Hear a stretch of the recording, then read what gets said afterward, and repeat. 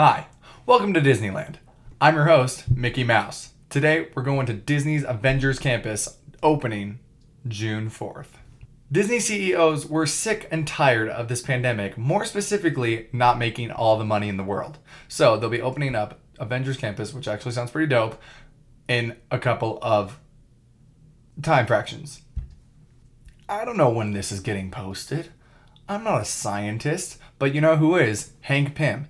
And weird focus for them to take, but we'll get there in a second.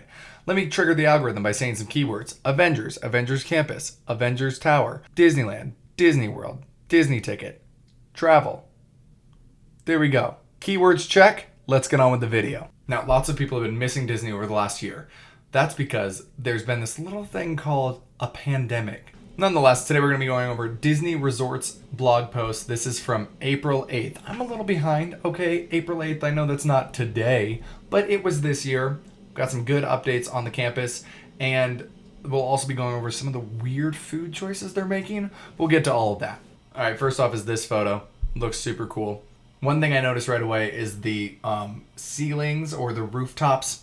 They're going to be used for characters to run across. They're not doing as many meet and greets in this section of the park, so they're going to be doing characters running across, doing little action sequences, a lot more stunt work. It's going to be super cool. Here's the cool floor design, something you'll probably never get to see because it'll be so crowded. In fact, when Toy Story Land opened up, the floor was uncovered for the first time because there's normally so many people. So when they were doing the social distancing and all of those guidelines really tightly at the beginning of the pandemic, then you could see there's like giant footprints from Andy and like all this detail work on the floor. I don't know why you would put detailed work on the floor in Disneyland when there's going to be so many people that they'll never get to see it. But it does look cool. That looks like an arc reactor. We also see it's very Tony Stark centric, of course. And there's the ride back there. We'll go over that ride in a second. All right, this is the first look at Avengers Campus. This was posted by First Look, Avengers Campus cast member ... You can find the video if you want to watch the full thing. We're going to watch it now. Putting on their hats. Pym Kitchen. We'll talk about Pym Kitchen. I think it's a little weird. That's cool. They're ready. Actually, that would be a dope job. Come on. Popped collars. Masks on. Hats on. That would be pretty dope to work there, though. I mean, like, come on. The spider coaster. What does that say? Web House? That was the photo we just looked at. We've already seen that.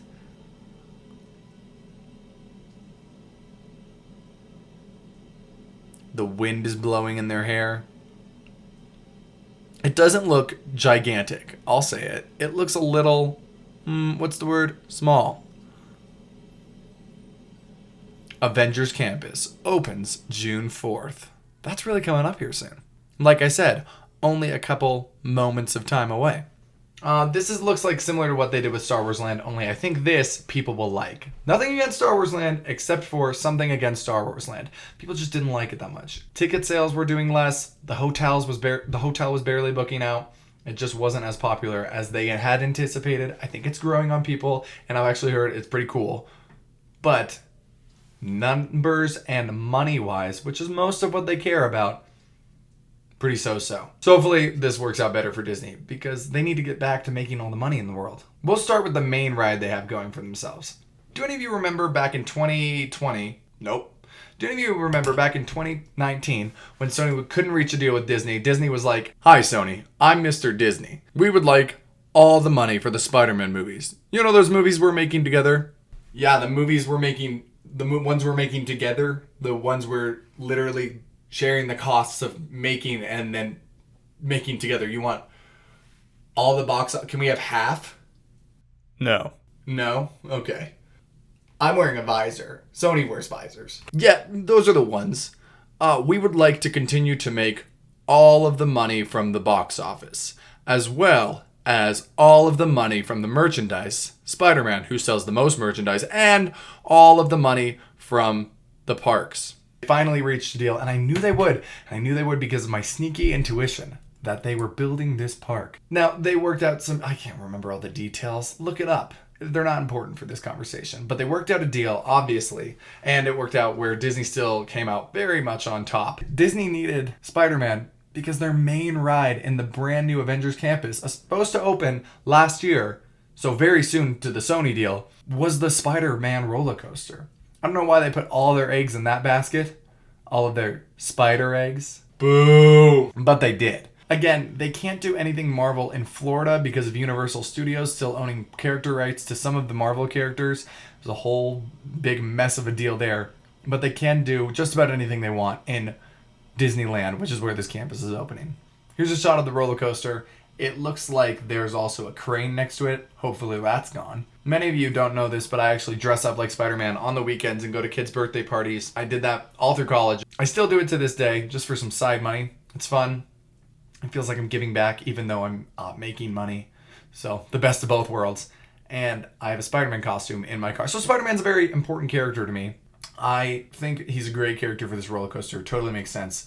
I just don't know why the one character they have a license deal with that they make movies about is the character they go with a roller coaster, like their big ride. But nonetheless, I think it's going to be a really cool ride. Totally worth the 1,000-year wait time. It's bound to have. Here's another picture of the Spider-Man roller coaster, like the concept art with all 12 guests. There's going to be so many more guests than that. Here's a photo that says, the overgrown ruins of the Ancient Sanctum where Disneyland Avengers Campus will learn the secrets of the mystic arts from Doctor Strange and discover ancient magical artifacts. So that's mostly like for shows, I think? I think that's what that means. I saw this photo in another post and I thought it was going to be Wakanda. Kind of disappointed it's just Doctor Strange, but still cool. Okay, now this is the part I really wanted to make a video about. It's the Pym Test Kitchen. So this test kitchen, I get why they're doing it. Disney's always like doing things like this, like I Shrunk the Kids. This is just kind of like that with some of the foods that they're giving away. Dare I say, selling. Here's a picture of the shrinking and growing technology, and Pym Kitchens uses Ant-Man and the Wasp uses shrinking and growing technology, and Pym's Test Kitchen uses several normal foods at unusual scale, like this giant meatball, a spicy meatball. I mean, sure.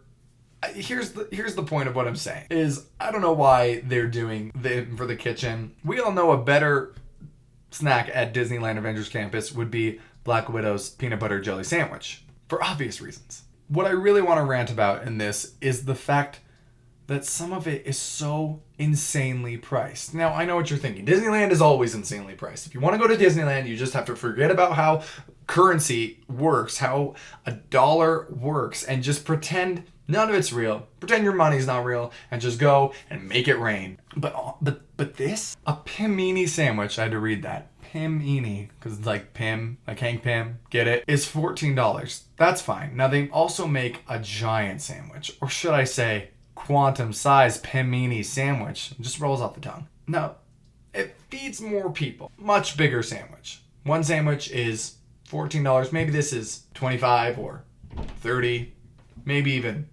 $40. I mean, it's a sandwich, keep in mind.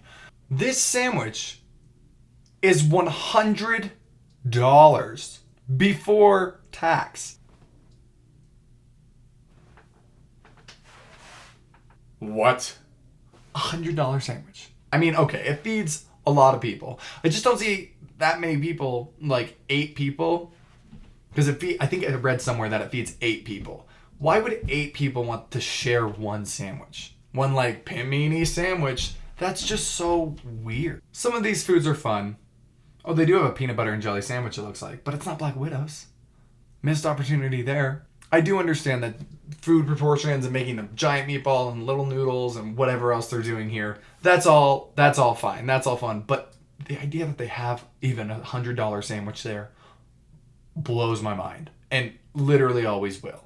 Let me know if you were planning on getting the $100 sandwich. Like, no one's going to call it the quantum-sized Pymini sandwich.